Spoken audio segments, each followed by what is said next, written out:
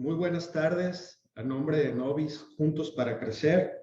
Mi nombre es Oscar Rivas y es un gusto contar con la presencia de todas y todos ustedes, amigas, amigos empresarios y empresarias de todo el país, en esta conversación con la que intentamos orientar y sobre todo puntualizar algunos de los fenómenos más importantes que en los últimos años derivado de la pandemia, pues la economía internacional y la economía mexicana han presentado, y particularmente, sobre todo, tratar de pronosticar, tratar de entender, pues cuál va a ser el escenario para esta economía, en este escenario tan incierto que estamos viviendo de una economía post-COVID-19.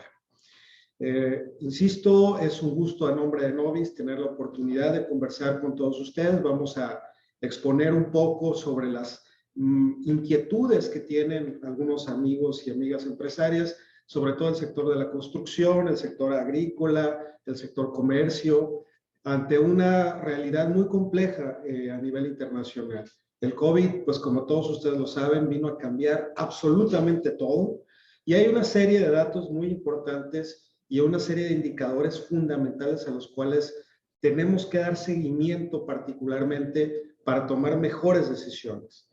En este sentido, Novis Juntos para Crecer se congratula en apoyar a sus clientes, amigos, para poder tomar mejores decisiones en este 2022. Por lo tanto, comenzamos. Un poco de lo que vamos a ver en esta conversación, evidentemente, tiene que ver con la nueva normalidad empresarial, partiendo del hecho de que, insisto, el COVID-19 cambió fundamentalmente todo lo que traíamos como economía global. La globalización está muy cuestionada en estos momentos por su capacidad con la que resolvió el problema.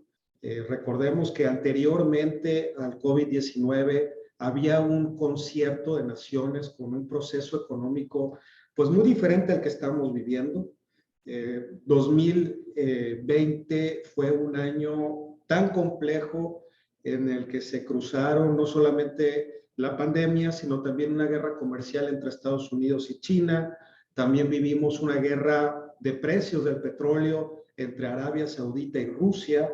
Y vimos un proceso global y geopolítico muy complejo como el que todavía estamos asistiendo. Y bueno, particularmente esta nueva normalidad implica una nueva manera y una nueva visión de hacer empresa.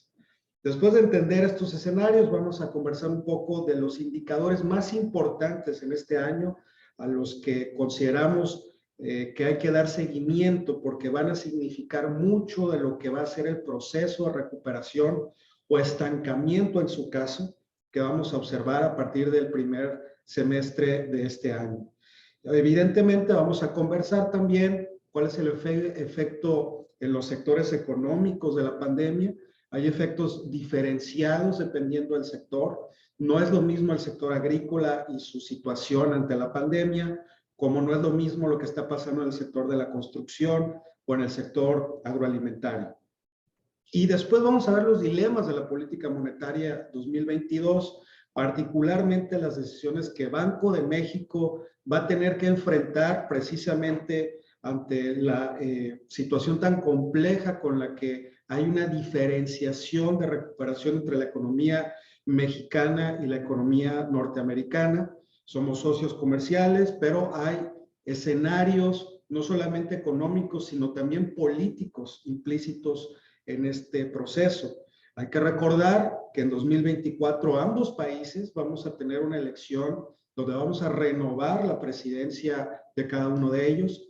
Y bueno, este escenario político electoral que se avecina en Estados Unidos y el proceso político de discusión de las reformas, particularmente la eléctrica y la energética en México, pues tiene una afectación muy importante en el proceso de recuperación. Y finalmente vamos a tener la oportunidad de generar algunas conclusiones. Vamos a abrir el micrófono para que ustedes, amigas, amigos empresarios, puedan hacernos preguntas para generar un diálogo constructivo que tenga como objetivo pues encontrar las mejores maneras de enfrentar la incertidumbre que viene. Como estamos observando, La economía internacional, la economía mundial, está en una fase de moderación del crecimiento, con una inflación elevada y sobre todo con un retiro anticipado de los estímulos monetarios. Quiero contextualizar un poquito más esta parte, que es, digamos, el diagnóstico de cómo estamos, a dónde hemos llegado posterior a la pandemia. Y esto tiene que ver en gran medida con una conceptualización de las crisis económicas en materia económica. Si ustedes asumen que el virus es una eventualidad natural, no podemos predecir cuándo va a haber un huracán, no podemos predecir cuándo va a haber un terremoto, tampoco podíamos predecir cuándo iba a suceder un escenario en el que un virus atacara de manera tan importante a la economía y sobre todo a las personas, el tema de salud pública, pues evidentemente hay una diferenciación entre la crisis económica tradicional, la definición de la ciencia económica clásica, y la crisis que estamos viviendo. Todos los que más o menos hemos construido y entendido los procesos económicos, entendemos que la economía se basa en ciclos, hay un periodo de expansión de la economía, hay un periodo de auge, en el cual todos los sectores económicos están expandiéndose, y hay un proceso eventualmente de desaceleración, las tasas de crecimiento son menores, pero se sigue creciendo, y evidentemente posterior a ello hay un proceso de recesión y luego hay un proceso de depresión económica.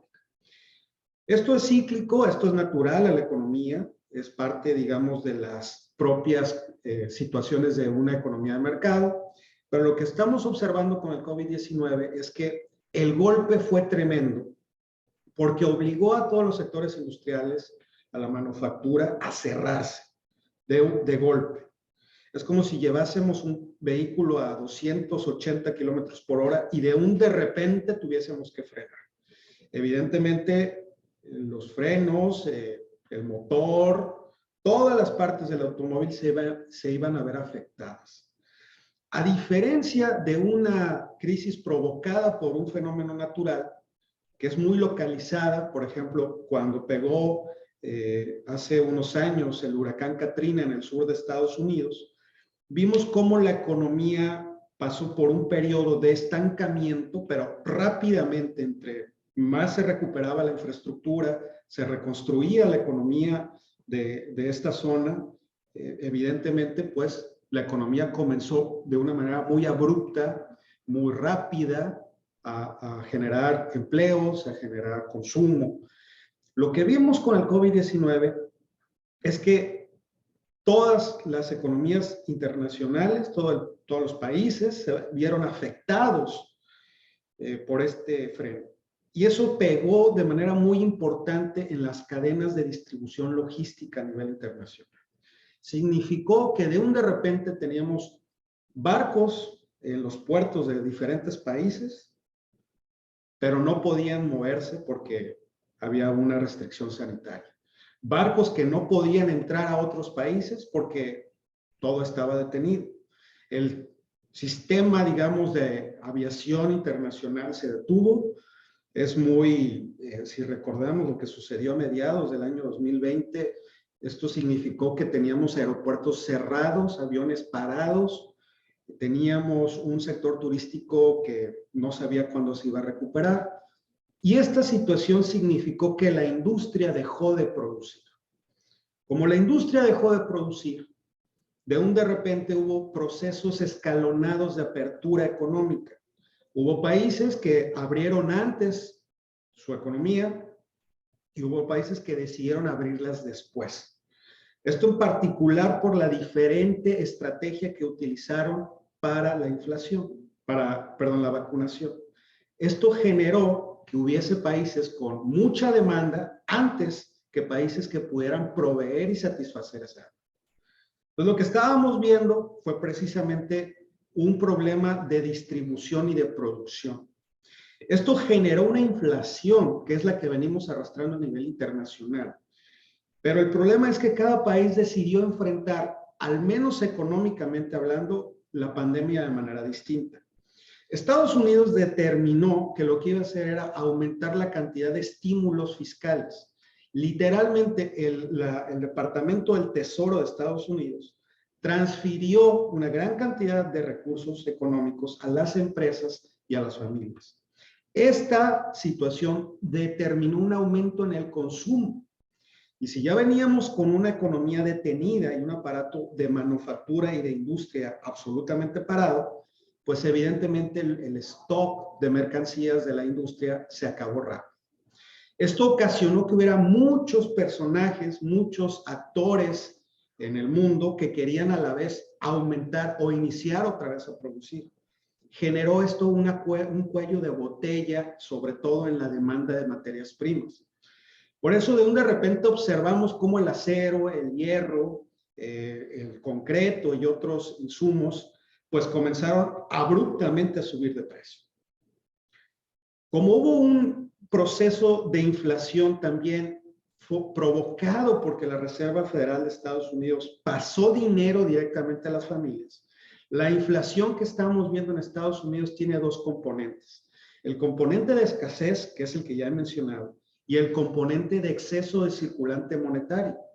Es decir, hay demasiado dinero, pero no hay la suficiente producción para poderle dar sentido o equilibrio a esa cantidad de dinero circulante. Esto generó, entonces, cuellos de botella, una inflación internacional que estamos arrastrando todavía y que a la vez, bueno, significó que muchos países apoyaron directamente a sus empresas, otros no lo hicieron. México es el caso particular, es el país de la OCDE que no tuvo la intención en materia de política económica de apoyar directamente a las empresas y esto generó, pues evidentemente, esta inflación que vivimos, pero además con el proceso de vacunación diferenciada, vimos que hubo países que abrieron antes su economía, Francia, Alemania, fueron países que abrieron antes su economía que México, que América Latina, por ejemplo, y esto determinó, pues, que al final de cuentas hubiese un desequilibrio entre la oferta de productos primarios y la demanda de los mismos. Esto ocasionó un proceso de recuperación mundial, adelante, muy complejo, que nos habló de cómo las diferentes partes de la economía mundial se vieron afectadas de manera distinta. Hubo sectores que ganaron y ganaron mucho, y hubo sectores que perdieron y perdieron mucho. Pero además las nuevas variantes, que es el problema del virus, significó un proceso muy complicado de aperturas y reaperturas. Esto significó que ya estábamos viendo que se estaba empezando a mover la economía de un país y de repente llegó una variable y nos obligó por lo menos a cerrar o a no abrir con tanta apertura, valga la redundancia, la economía. En particular, pues estamos hablando de las variables que ya conocen ustedes, la delta, que fue la primera que provocó este fenómeno económico. Luego hablábamos de cómo la movilidad se disminuyó cuando ya se estaba aumentando. Es decir, estábamos prendiendo el motor y de repente cayó otra vez la energía que lo movía.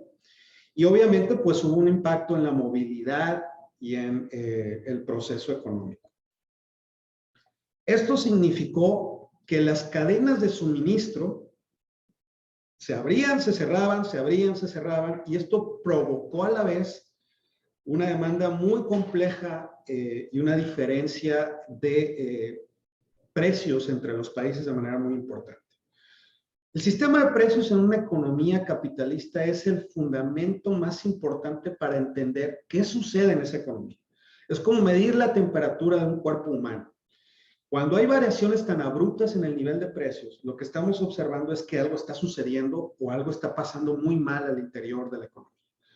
Y eso es precisamente lo que estamos viviendo. Súmenle a esto que el mundo no se detuvo. Es decir, seguimos con un proceso geopolítico muy complejo. El verdadero problema de la economía en este momento no es tanto el COVID-19 como sí lo es la guerra comercial entre Estados Unidos y China, y como sí lo es también el escenario del cambio climático que estamos viviendo, observando y asistiendo, no solamente como generación, sino como humanidad entera. Por primera vez una especie, como el ser humano, ha podido cambiar y modificar todo el ecosistema global en menos de 50 o 100 años. Esto se constituye como el mayor desafío para las economías y para las empresas.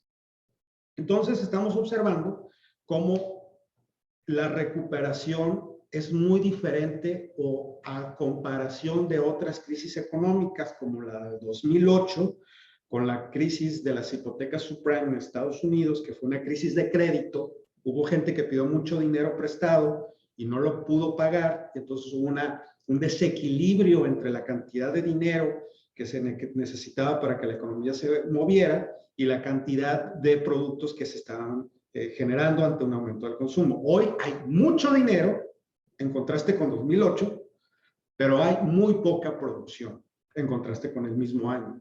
Entonces, esta es una crisis muy sui generis, muy particular, muy específica, que va a obedecer su recuperación o la salida de esta crisis va a obedecer a escenarios muy diferentes de política económica y muy diferentes en materia corporativa. Las empresas en este momento tienen que construir una estrategia muy diferente a la que hicieron en los últimos 20, 30 años. Es decir, en 2 años, la mentalidad empresarial tiene que cambiar tanto como nunca lo hicimos en 3 décadas. En un momento voy a explicar por qué. La inflación, insistimos, sigue siendo muy alta en Estados Unidos. Es una inflación la más alta desde 1988. Y en la eurozona, en los países de la zona euro, pues también está siendo muy alta. ¿Cuál es el problema y el dilema de los bancos centrales? Que si aumentaban el año pasado las tasas de interés, iban a lastimar el proceso de recuperación. Significaba esto que las empresas que traían liquidez, pues evidentemente iban a, si traían la presión de las commodities porque estaban en precios muy elevados, iban a tener que pagar mayor costo de oportunidad por guardar el dinero que por gastarlo. Significa esto que era más rentable para las empresas, si es que subía el Banco Central de cada país las tasas de interés, iba a ser más rentable tenerlo guardado en una institución bancaria o invertir en bonos soberanos con una tasa de interés más alta que invertirlo. Y esta falta de inversión pues iba a lastimar el proceso de recuperación. Afortunadamente el programa de estímulos en Estados Unidos funcionó, además de que traen el problema de la inflación, pero hoy precisamente el Buró de Análisis Estadístico y Económico de Estados Unidos dio a conocer que la economía el año pasado de Estados Unidos creció 7% en comparación con el primer trimestre del año pasado. Es decir, la economía de Estados Unidos ya resolvió el problema del crecimiento. Lo que no ha podido resolver es el problema de la inflación. Por eso también el día de ayer, Jeremy Powell, que es el presidente de la Reserva Federal de Estados Unidos, indicó él como autoridad bancaria o autoridad del sistema financiero de Estados Unidos, que la Reserva Federal iba a ser muy agresiva, iba a tener una política más restrictiva en comparación con lo que estuvo haciendo en los últimos años. Eso significaba que, al menos lo que teníamos como entendimiento que iba a hacer la Reserva Federal en el último mes del año pasado, en diciembre, de que iba a subir 3 veces la tasa de interés. Hoy el presidente de la Reserva Federal dijo, puede ser más. Es decir, vamos a subir más veces las tasas porque ya estamos en recuperación económica, ahora ya no es nuestro problema, ya los sectores se prendieron, ahora lo que sigue es combatir la inflación. Y los americanos son muy celosos de este tema de la inflación. Entonces es lo que estamos observando y vamos a ver cómo en diferentes regiones hay un proceso económico, insisto, como lo comentaba al principio, muy diferente en comparación unas de otras. En Estados Unidos estamos observando cómo los sectores económicos están creciendo más rápido que en la zona euro. Y China está otra vez retomando el proceso de crecimiento, pero con una restricción muy particular, que tiene que ver en gran medida con esta guerra comercial en la que no sabemos cómo va a operar el gobierno chino, si va a invertir más dólares. Recordemos que siempre el yuan chino está devaluado adrede ese es uno de los reclamos que tenía Donald Trump a los chinos, para hacer que sus exportaciones fuesen más competitivas en Estados Unidos. Y esto, pues, evidentemente afecta la industria entera del país americano. Los chinos, en este momento, quieren mantener esta devaluación artificial, pero evidentemente, pues, van a enfrentar restricciones de índole regulatorio en relación a la economía de Estados Unidos, porque los americanos ya se dieron cuenta que los chinos estaban jugando un poco sucio. ¿Y en México qué está sucediendo? Pues estamos mal. Los economistas a principios del año pasado mencionaban que iba a haber 3 tipos de recuperación. Una recuperación prácticamente como la palomita de Nike, caes y luego vuelves a subir. Una recuperación en tipo W, es decir, una recuperación, digamos, como vaya una W, y vas a caer, luego te vas a recuperar un poquito y luego ibas a volver a recuperarte. Y una recuperación tipo B, que es una caída muy abrupta y es una recuperación muy lenta. México está en un escenario en el que es más parecida su recuperación a la W que a cualquier otra economía. Y si lo vemos en los datos y en los indicadores económicos que nos provee INEGI, pues vamos a ver que en realidad estamos en una W.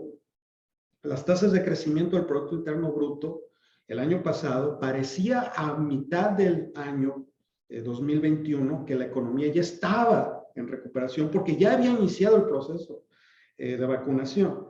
Lo que observábamos es que esa recuperación era también artificial. Era artificial porque no la estaba moviendo el motor interno de la economía, la estaba moviendo la demanda de bienes y servicios que Estados Unidos estaba teniendo, y en realidad México estaba creciendo, estaba recuperándose en gran medida porque Estados Unidos nos estaba jalando. No teníamos una economía completamente recuperada. Cuando la economía de Estados Unidos comienza ya a despegar, la economía mexicana no tiene la capacidad para poder alcanzar a la América. Entonces tenemos un problema en el cual nuestra economía está muy atascada, muy depreciada, muy cansada, no se ha podido recuperar, y evidentemente además las medicinas, que son las commodities, que son las que abastecen a la industria, están cada día más caras. Entonces el enfermo no sabemos cómo lo vamos a curar, y estamos en un proceso en el cual desde el sector comercio está muy afectado. Es cuestión de evaluar, por ejemplo, cómo viene la canasta básica. La inflación mexicana casi rozó el año pasado el 8%, es una inflación la más alta en 3 décadas. Y evidentemente los sectores de la construcción, que jala prácticamente 50 cadenas productivas en la economía, se cayó. El sector de la construcción está en una crisis tremenda, no ha podido salir adelante. ¿Por qué? Porque cayó la demanda de producción de vivienda. Y por otro lado, el sector agrícola, que el sector agrícola está enfrentando un problema basado en el aumento también de insumos, particularmente fertilizantes. Es decir, hubo una producción muy importante. De hecho, si revisamos los datos del Producto Interno Bruto agrícola el año pasado, el único sector que creció de manera consistente fue el sector primario. Pero el problema es que ahora estamos observando cómo los fertilizantes están aumentando de precio. Eso tiene que ver en gran medida con el mercado petrolero. Lo que está sucediendo a nivel internacional en el petróleo tiene mucho que ver con cómo hay una necesidad de mantener una escasez de manera artificial. Por eso están viendo cómo esta variación de los precios del petróleo ya llegó prácticamente el barril a $80 por unidad. Y tiene mucho que ver con que se está recuperando la demanda de petróleo porque se está volviendo a mover la economía. Pero cosa curiosa, los productores de petróleo, incluidos Estados Unidos, decidieron no producir más. Esto va contra la ley de la oferta, que dice que entre más aumente el precio de un producto, pues los productores van a aumentar la cantidad producida. Lo que estamos observando es que ellos quieren mantener artificialmente, insisto, el precio del petróleo alto. Por eso en los próximos meses van a observar que la gasolina no va a detener su incremento. y tampoco va a detener su incremento el diésel. Y esto va a tener un efecto muy importante, insisto, en la cadena de distribución, por lo menos local, en los diferentes sectores económicos. La escasez de insumos, como ya lo hemos comentado, pues tiene un efecto en la manufactura. La producción industrial ha caído. El dato más reciente, porque es una medición trimestral, es que en noviembre la industria de la construcción sigue cayendo en su producción anual. También tenemos un problema con la manufactura. La industria en México está produciendo menos. El tamaño general de la economía mexicana, lo quiero poner en este contexto, es el mismo tamaño de la economía de 2016.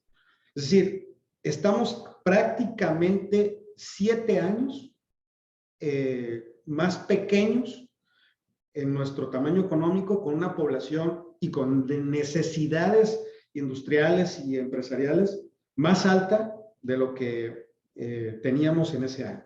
Entonces, la economía no está para nada bien.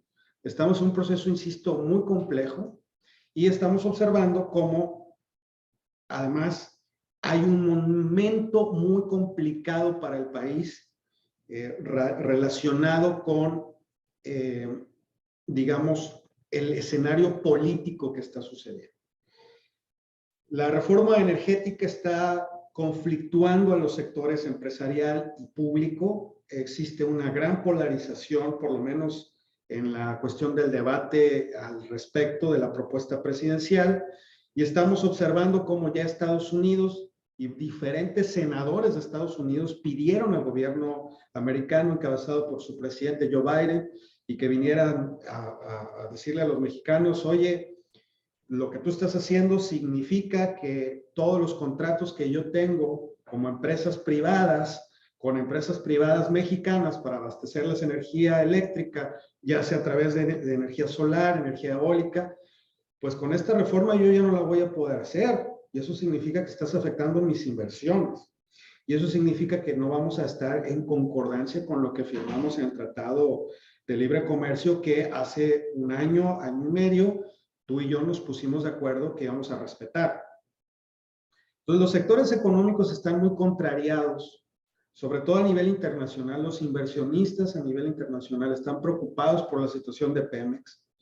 Pemex está produciendo cada vez menos barriles de petróleo, pero esto no está generando el mismo efecto que a nivel internacional lo están haciendo otras empresas a nivel global, es decir, este efecto escasez artificial que comenté, porque Pemex es una empresa sumamente endeudada. Es una empresa muy endeudada porque tiene que ver mucho con la manera en que se diseñó financieramente Pemex en los últimos 20 años. Hay que decirlo con toda honestidad, el problema de Pemex no es el problema de este gobierno, es un problema heredado de muchos, porque nos conformamos con ser una economía petrolizada.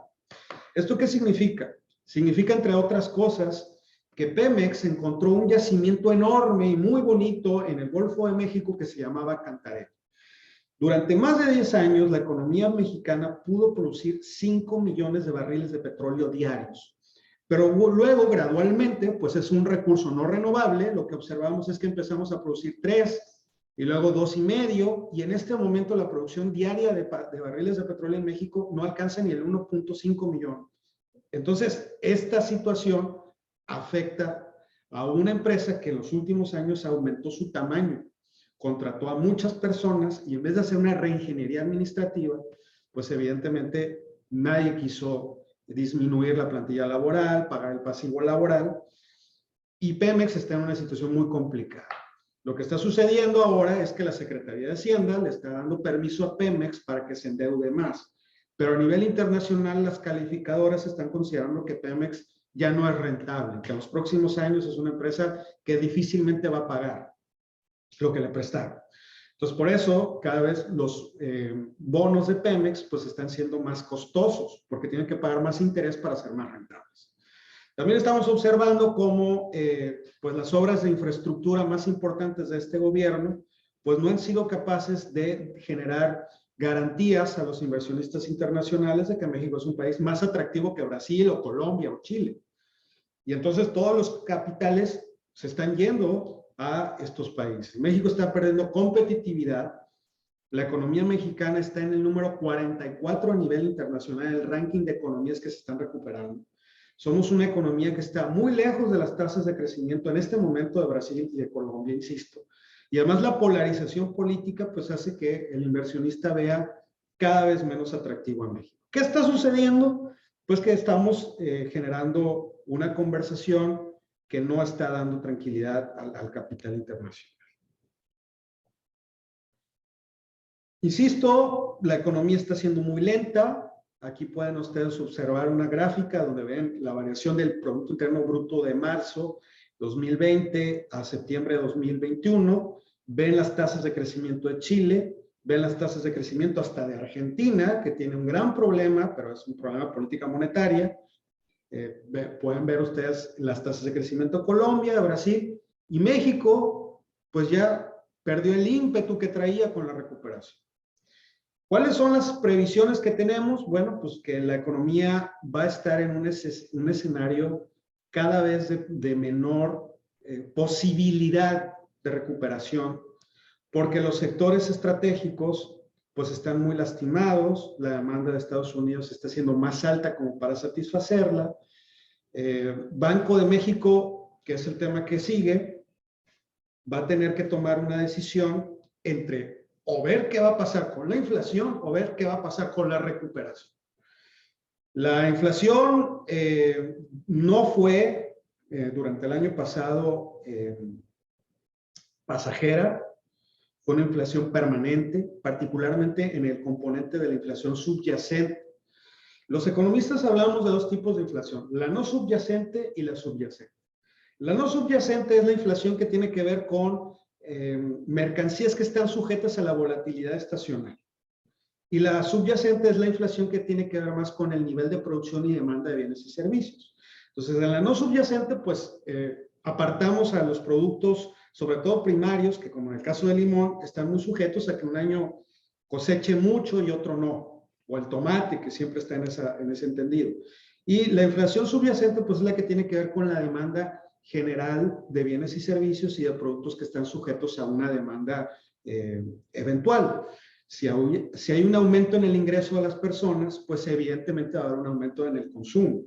Lo que estamos observando, según nos ha dado a conocer INEGI con la encuesta de confianza al consumidor, es que la gente está siendo muy cauta para consumir. Esto es un indicador muy importante para las empresas. Está haciendo la población mexicana muy cautelosa para consumir, a pesar de que hay un aumento en la actividad económica en comparación con la economía que teníamos en el año 2020. 2021, pues no generó este detonante de consumo, pero lo más complejo no es que haya una inflación al consumidor. Lo que estamos observando es que la inflación al consumidor está en 7.4, pero la inflación al productor está en 10.9. Es decir, al productor le está costando cada vez más producir algo y esto significa que está sacrificando una utilidad. El sacrificio de la utilidad significa que hay menor nivel de flujos en una empresa. Estoy ganando, pero no estoy ganando tanto. O estoy produciendo, pero mi margen de utilidad cada vez es menos. Eso es lo que estamos observando. Entonces, Banco de México en este momento va a tener que tomar una decisión que no es nada sencilla, porque ante la posibilidad de que la Reserva Federal de Estados Unidos aumente las tasas de interés, que eso es ya prácticamente un hecho, insisto, las declaraciones de Jerome Powell, el presidente de la Reserva Federal, lo indicaron el día de ayer. Ya el problema, insisto, no es el crecimiento, es la inflación. Pues va a significar que se va a aumentar la cantidad de tasa de interés, por lo menos en 5 puntos base, dicen algunos analistas, en los próximos meses, y esto va a encarecer el crédito. Esto va a encarecer las inversiones. Esto va a significar que los pocos sectores que están retomando una dinámica de recuperación se van a ver afectados. Sumen a esto el escenario de que la variable Omicron todavía no ha llegado a su punto más alto en México. En Estados Unidos ya llegó y ya hay un proceso de, digamos, desaceleración del nivel de contagio. En México no hemos llegado al punto más alto. Eso significa que todavía los sectores económicos, o por lo menos las personas, van a tener que priorizar su consumo. Y si están observando que va a haber un problema con los créditos, porque se van a encarecer los créditos al consumo o a tasa variable, pues esto va a significar que las empresas van a tener cada vez menor nivel de flujos. Entonces, la decisión del Banco de México no va a ser nada sencilla, porque lo vimos el día de ayer. El dólar estaba en 20.80, 20.90, y con la declaración del presidente de la Reserva Federal de Estados Unidos, pues evidentemente hubo un peso lastimado y el dólar se disparó casi a más de 21.3 en el mercado interbancario, y en varios bancos pues se vendió hasta 21.75. Entonces, esta diferencia cambiaria va a seguir existiendo. No va a ser tan rápida, vamos a ver cómo lo procesa el mercado, pero lo que sí es que la economía mexicana va a tener cada vez menor atractivo, por lo menos en la inversión en divisas mexicanas. Esto es lo que estábamos comentando. Posiblemente el aumento de la tasa de interés de Banco de México vaya a llegar a 7%. Hay que calcular el efecto de esta situación. No, en este momento estamos en una tasa de interés arriba del 6%, pero tener que llevar una tasa de interés al 7% va a lastimar en gran medida no solamente la afectación particular de cada uno de los sectores, sino que nos va a afectar también en la cantidad de dinero circulante que hay en la economía. Entonces va a haber una inflación desde el punto de vista monetario. Vamos a tener menor circulante de efectivo, menor nivel de liquidez en la economía, y eso va a significar que las empresas van a tener menos posibilidades de invertir para comprar materia prima, que además la materia prima va a estar en un escenario en el cual pues vamos a seguir con un aumento en los niveles de precios de las commodities más importantes. Insisto, que van desde el concreto, desde el acero, desde el oro, etc. Porque el mercado internacional está recuperándose más rápido. Entonces, pues no es lo mismo para un productor de acero venderle a China 50 millones de toneladas de acero que venderle a México 3, cuando sabemos que me las compra más rápido el chino y el mexicano pues todavía me va a comprar un menor volumen. Entonces es lo que estamos observando, y va a ser, por lo menos en este primer trimestre, la inflación todavía va a seguir siendo el elemento de conversación económica y financiera en los próximos meses. ¿Qué tenemos que hacer para enfrentar esto?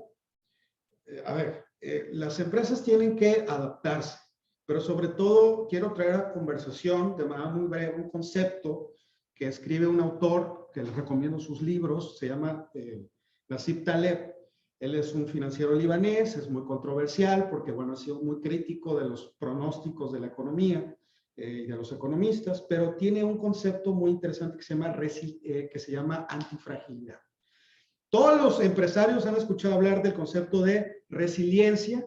Todas las empresas quieren ser resilientes, que resiliencia no es otra cosa más que hacer lo mismo para seguir haciendo lo mismo. Es decir, quedar igual, a adaptar el cambio estructural, pero vamos a seguir haciendo lo mismo. Yo soy una empresa que está vendiendo televisiones, sucede una crisis de este tamaño como la que estamos viviendo, reorganizo mi empresa y voy a seguir vendiendo televisiones. Taleb dice que no, que las empresas tienen que evolucionar, tienen que aprender de los contextos para cambiar y sobre todo, insisto, para modificar su estructura organizacional. Y les voy a poner un ejemplo muy claro, que siempre lo converso cuando estamos en estos temas. En septiembre de 2011, con el tema de las Torres Gemelas, la empresa Swiss Army se vio en un enorme problema porque con las restricciones de seguridad nadie podía subir a un avión con una navaja. Una navaja de estas hermosas navajas que vende Swiss Army, al final de cuentas, pues ya nadie quería comprarlas porque no las podía subir al avión. Entonces pasaron a ser un objeto decorativo, y para poder tener un objeto decorativo de ese tamaño, pues mejor me lo invierto o lo gasto mi dinero en otras cosas. Lo que ellos hicieron fue que cambiaron su giro de mercado. Swiss Army comenzó a hacer mochilas, equipaje, perfumes, llaveros, y cambió su estructura de producción de tal manera que antes de 2011 las navajas eran el 80% de su utilidad total, y con este giro de productos nuevos se convirtieron en una empresa que tenía a las navajas apenas con el 10% de su utilidad total. Todo el resto de los productos que les he comentado se convirtieron en los productos que Swiss Army comenzó a vender, y todos los hemos comprado en algún momento. Esto significa que tenemos que hacer un análisis de cómo estamos como empresa en este contexto. No es solamente cambiar, se trata de evolucionar. Ahora, en materia financiera va a ser muy importante que revisemos los créditos, que renegociemos las deudas, porque si Banco de México, insisto, que ya es un hecho, va a subir las tasas de interés, evidentemente el costo de los créditos pues va a aumentar, y eso va a tener un efecto financiero en la vida interna de cada empresa. Tenemos que construir y hacer una contención de gastos. Hay que hacer una reingeniería administrativa, pero no el típico que todas las empresas de manera general consideran que ante un escenario de incertidumbre, pues lo que hay que hacer es reducir la plantilla laboral y se van con este tipo de soluciones fáciles. No, hay que digitalizar.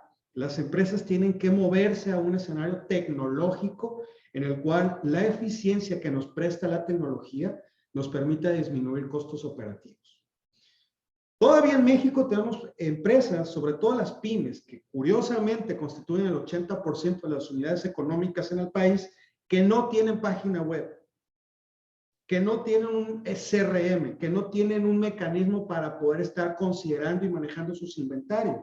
Si estamos observando que la mayor enseñanza de la crisis de la pandemia del 2020, del COVID-19, fue el problema de los inventarios, por eso tenemos un problema logístico, porque no tenemos un CRM, o perdón, un RP que nos permita administrar de manera más eficiente nuestros inventarios, nuestros insumos.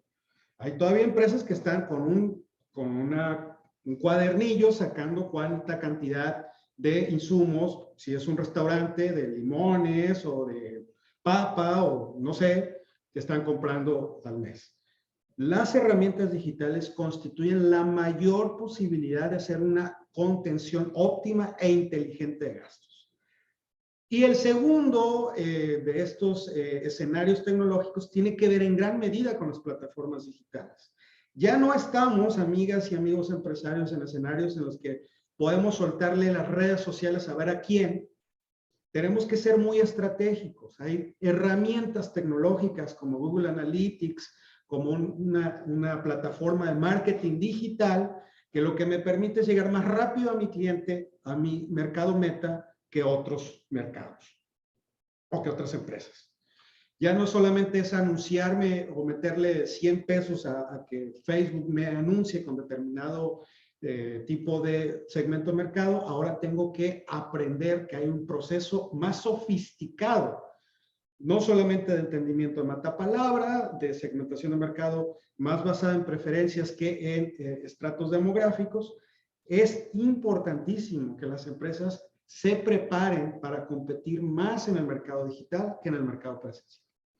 Y lo que sigue también va de la mano mucho con lo anterior. Como conclusión, podemos entender que las empresas en este momento tienen que seguir de manera puntual los indicadores económicos. Ya no se puede prescindir de la lectura de qué significa que aumente el Producto Interno Bruto, qué significa que aumente la inflación, qué significa que haya un aumento de la inflación subyacente, eso con qué se come. Los economistas hablan lenguajes y palabras muy extrañas. No, el empresario y la empresaria de este momento tiene que saber qué significa para él como empresario, como unidad económica, como unidad de producción y de comercialización, que aumente o no la inflación. Porque ya lo estamos viendo.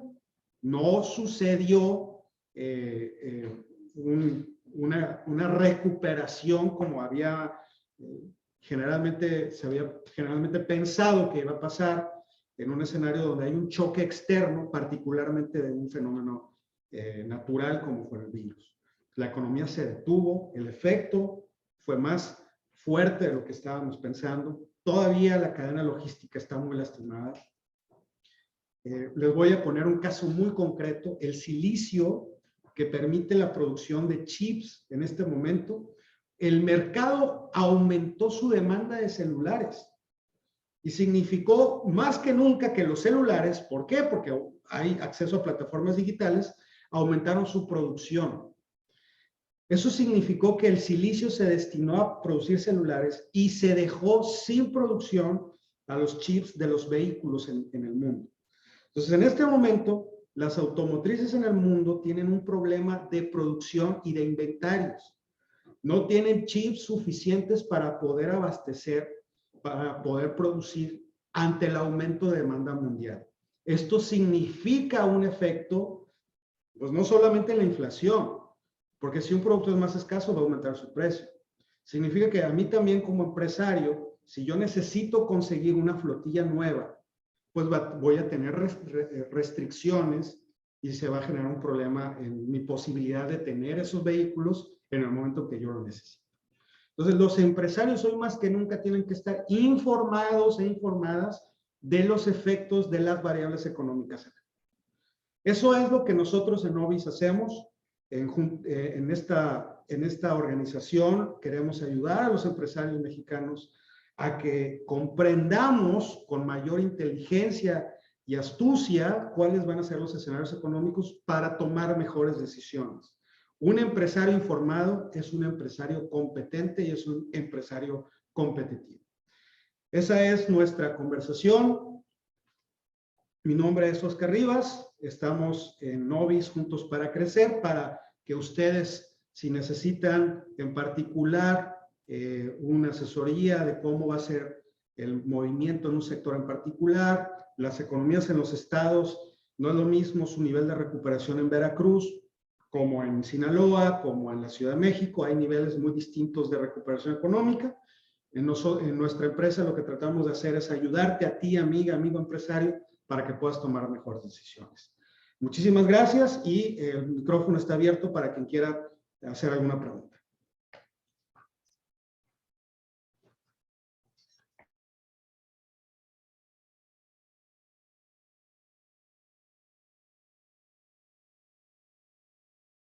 ¿Hay una pregunta?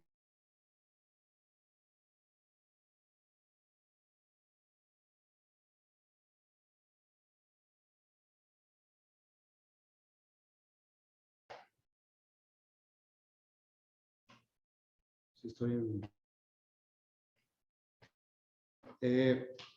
con toda confianza, si alguien tiene la intención de hacer alguna pregunta, Araceli, adelante.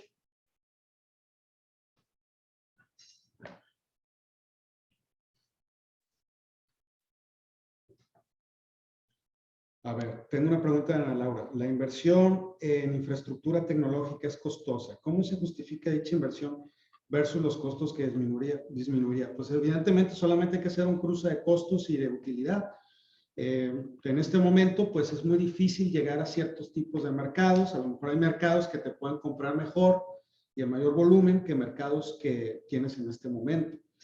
La inversión tecnológica no es, ya no la podemos ver en función del costo, la tenemos que ver en función de que todos los demás, la competencia ya lo está haciendo. Entonces, la mayor justificación es, si tus competidores están ganándote esa plataforma, tú tienes un rezago si no la tienes.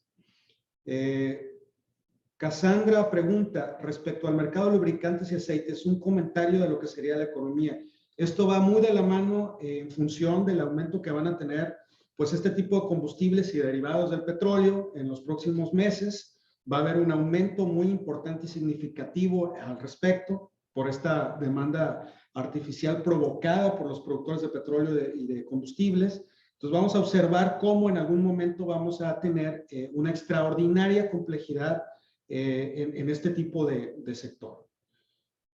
José Luis, hola, buenas noches. ¿Consideras que el conflicto de Ucrania puede tener repercusiones en las tasas de interés variables para México? Más que en las tasas variables, va a tener un efecto muy importante y muy relevante en la producción y consumo de gas. Lo que estamos observando en Ucrania es un fenómeno muy complejo porque tiene que ver mucho con negociaciones de geopolítica. Estados Unidos quiere involucrar a Ucrania en la OTAN. Esto trae evidentemente el temor y el peligro de Vladimir Putin. Vladimir Putin no quiere eso, quiere imponer, porque él considera que Ucrania es parte fundamental de la ex Unión Soviética y por lo tanto es un control que necesita. Y lo que estamos observando pues es que Estados Unidos, porque en Ucrania pasa una línea de gas muy importante que abastece de gas desde los Balcanes a Europa. Pues lo que está haciendo Estados Unidos es que la producción de gas de Texas y de Nuevo México la está pasando directamente a Europa. Y esto significa en gran medida que a nosotros nos va a costar más comprar gas. Ese es el mayor efecto, por lo menos en el inmediato, que vamos a observar en el futuro. Si ustedes ven la gráfica del mercado de futuros del gas en la economía internacional, pues lo que van a observar particularmente es que se está comprando un mayor volumen de bonos de los que sean, digamos, inversionistas en gas. Entonces, ese es el fundamental efecto que va a tener la economía, la situación de Ucrania en la economía. ¿Cómo? A ver, se me están yendo un poco rápido las preguntas, un segundo.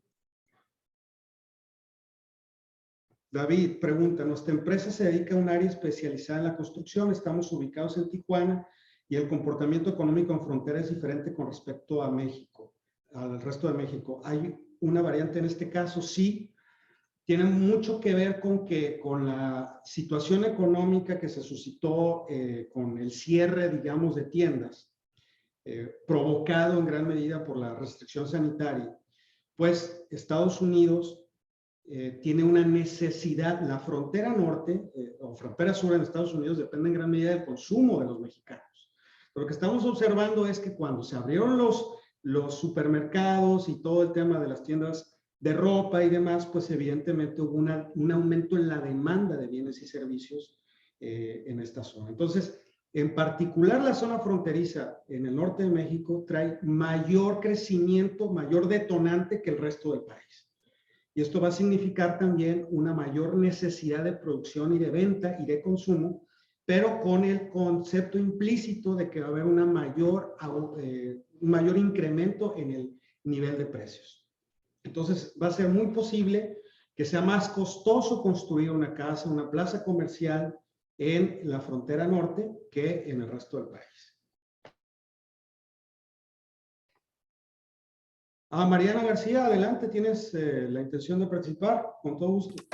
Sí, considerando la parte en la que mencionabas que por lo menos durante la crisis, que todavía estamos en la pandemia, durante la crisis más del año pasado, que el sector primario fue el que creció más y considerando que es la parte pues más fuerte del estado, excluyendo al retailer más grande, al segundo retailer más grande de México que es Coppel, ¿por qué crees que fue así y cuáles consideras que son los retos principales que tiene el Estado respecto a estas nuevas exigencias de las que mencionabas que tenían que adaptar las empresas hoy en día?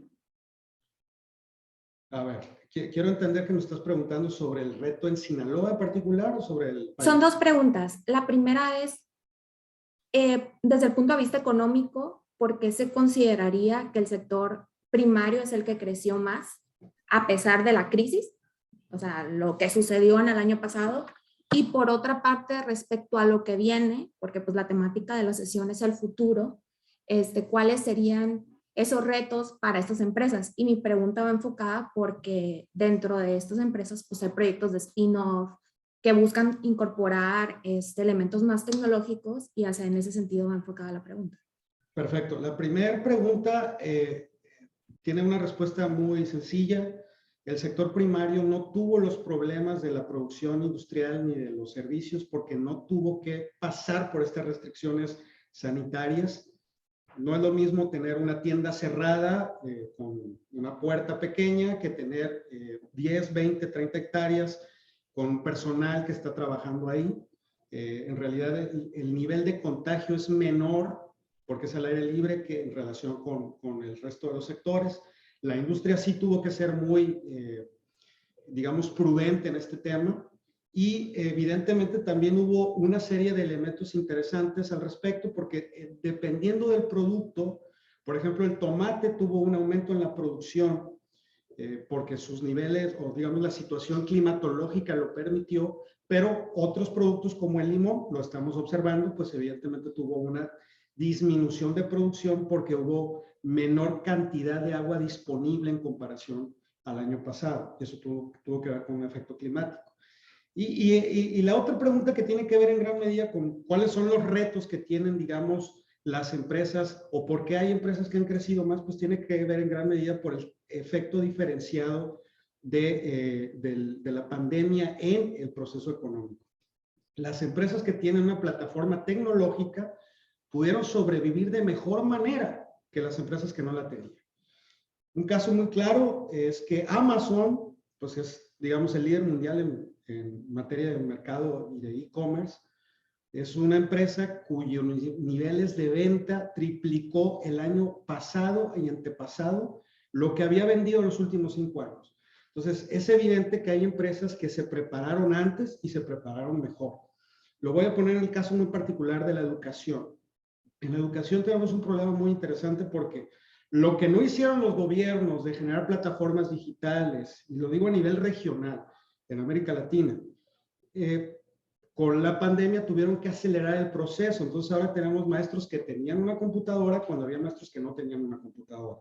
Entonces el proceso de aceleración que tuvo la pandemia, pues efectivamente determinó que hubiese ganadores que estaban preparándose ya para este proceso. Andrea pregunta, ¿cuáles consideras que son las macrotendencias de oportunidades de negocios en 2021? Disculpa, bueno, es que faltó la segunda parte de la pregunta. Ahora enfocado a los retos, exigencias de las empresas locales. O sea, yo sé que algunas empresas son muy fuertes a nivel nacional, a pesar de que son muy tradicionalistas en muchos aspectos en la región. Lejos de las exigencias que se presentan o de las que hablabas hace rato, desde tu punto de vista como consultor, como especialista en el tema y demás, ¿consideras que, por ejemplo, en este año van a seguir creciendo o podrían crecer inclusive más si fueran más flexibles respecto a estas prácticas, incluso muchísimas todavía ni siquiera adoptan? Tienes razón, es una gran pregunta porque precisamente en este momento hay una conversación muy interesante al respecto con las condiciones laborales con las que las empresas van a continuar trabajando. En Estados Unidos tienen un problema muy interesante porque las empresas no están encontrando mano de obra disponible.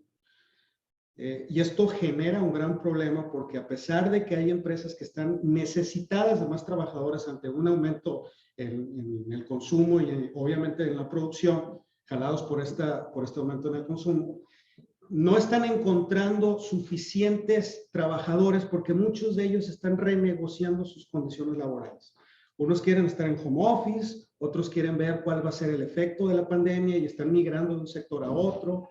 Es decir, y esto lo conecto con lo que pregunta Andrea, que es la siguiente pregunta. Las macrotendencias en 2022 va a ser tecnología y va a ser particularmente el modelo de uberización. Todos conocemos el modelo de uberización. Es una plataforma intermediaria entre dos necesidades de mercado, un proveedor y un consumidor. Entonces, lo que va a suceder en los próximos meses es que al final de cuentas, las empresas que tengan mayor flexibilidad, mayor acceso a plataformas digitales, van a tener la posibilidad de crecer más y mejor y van a tener la oportunidad también de innovar de manera más acelerada. La innovación parece una palabra muy repetida y muy socorrida por muchas personas. Todos hablamos de innovación, pero nadie la entendemos como tal. Innovación no significa hacer lo mismo de manera diferente. Significa hacer cosas diferentes de manera totalmente distinta.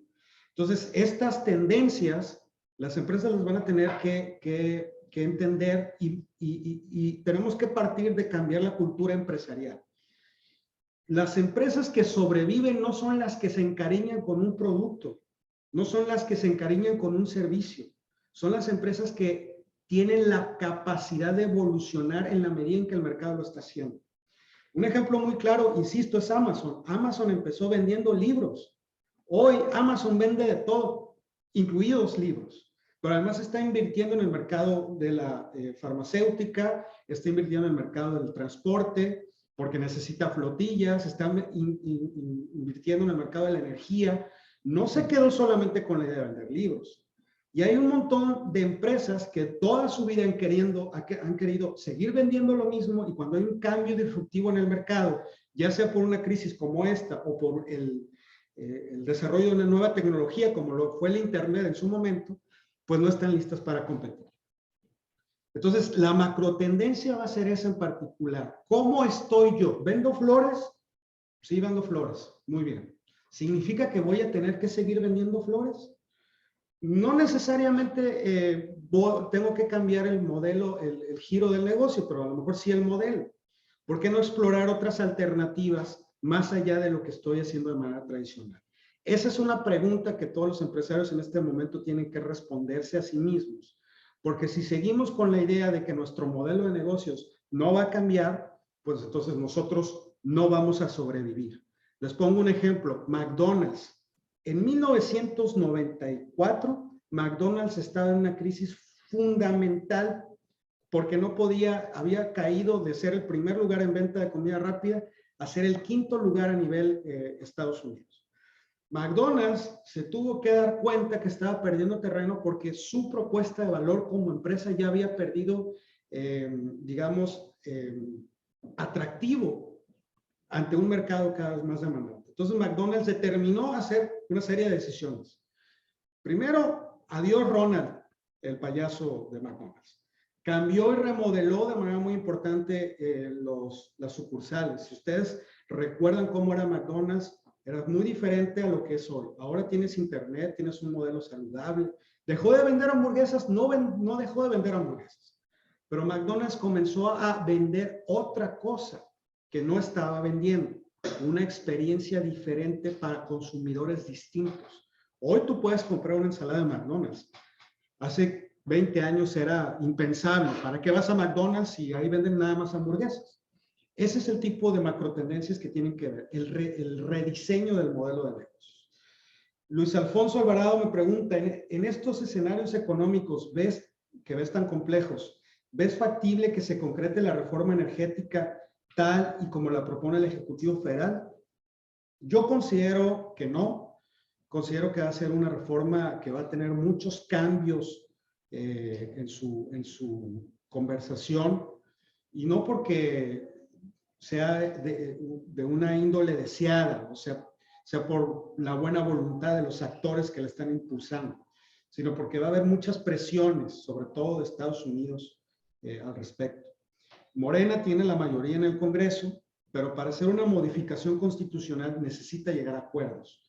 Si no llega a esos acuerdos, difícilmente van a poder tener la oportunidad de hacer esa reforma, que a criterio personal es una reforma que no está entendiendo el sector energético, las tendencias internacionales que van a energías limpias, y esto va a tener un efecto muy importante en la competitividad mexicana.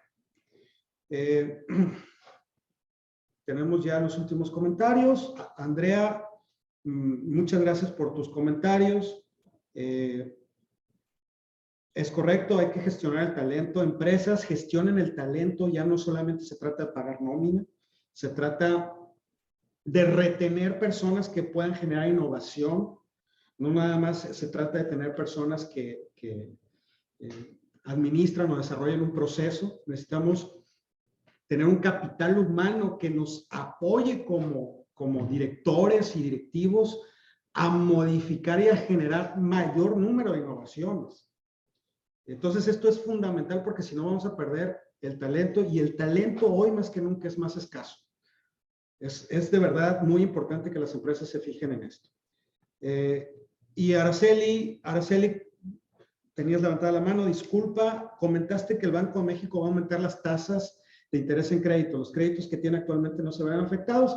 Si tienes un crédito de tasa fija en tu contrato que dice, este es un crédito con una tasa fija que no va a cambiar y moverse indistintamente de las condiciones del mercado, no vas a tener problema. Generalmente los créditos hipotecarios son los que tienen esta cualidad.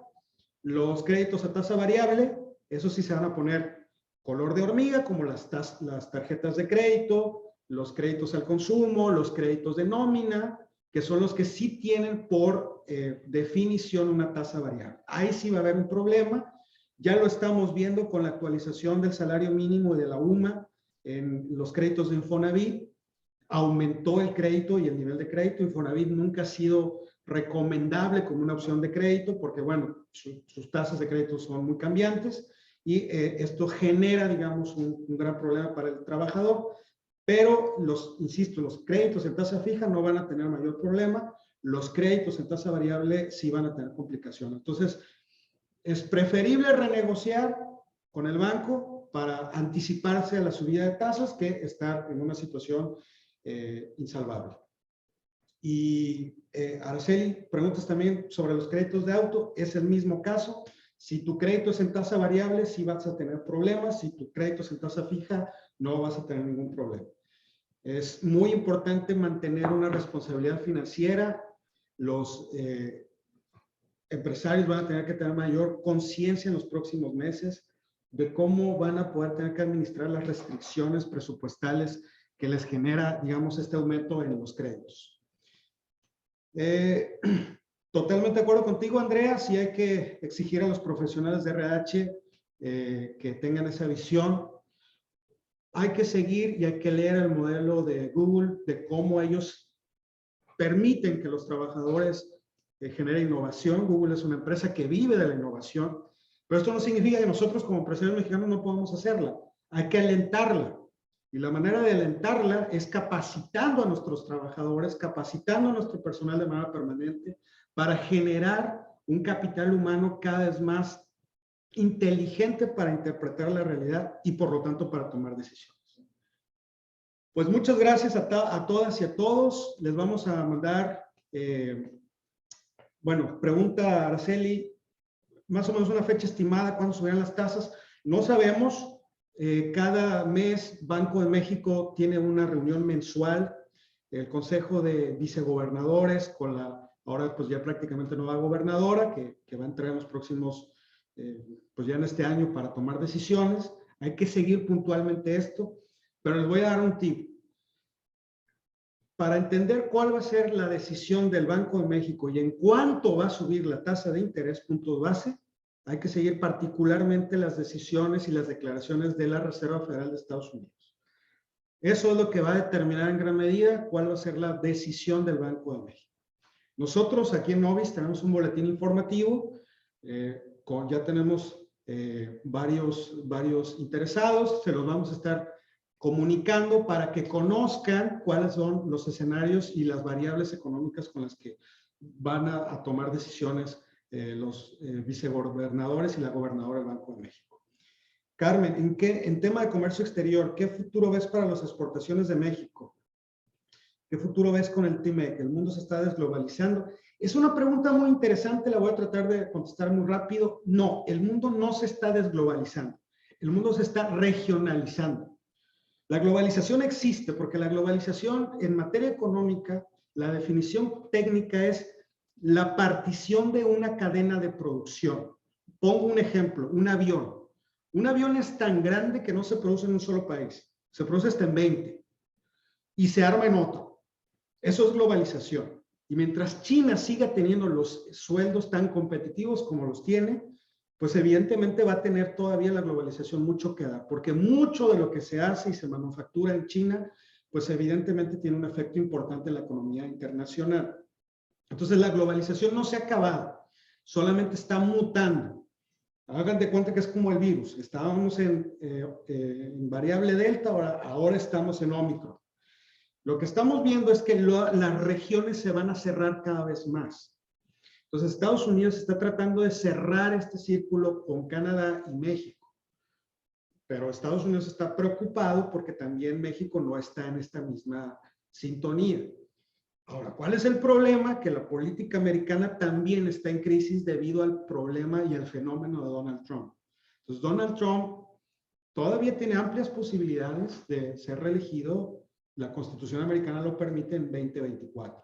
El escenario político de los próximos 3 años va a ser muy importante porque eso va a determinar en qué medida la regionalización de la globalización se va a desarrollar.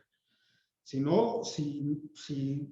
Donald Trump no recupera la presidencia, pues lo que vamos a ver es que el proceso va a ser más lento, más suave, más institucional, pero si por el contrario Donald Trump gana, va a ser muy abrasivo, muy agresivo, y hay que prepararnos para ambos escenarios. Bien, pues concluimos entonces esta charla. Muchísimas gracias a todas y a todos. Les vamos a hacer llegar nuestro boletín informativo, les vamos a llegar la grabación de esta conversación y estamos a sus órdenes en Novis, Juntos para Crecer, para construir juntos empresas para el mañana. Muchísimas gracias.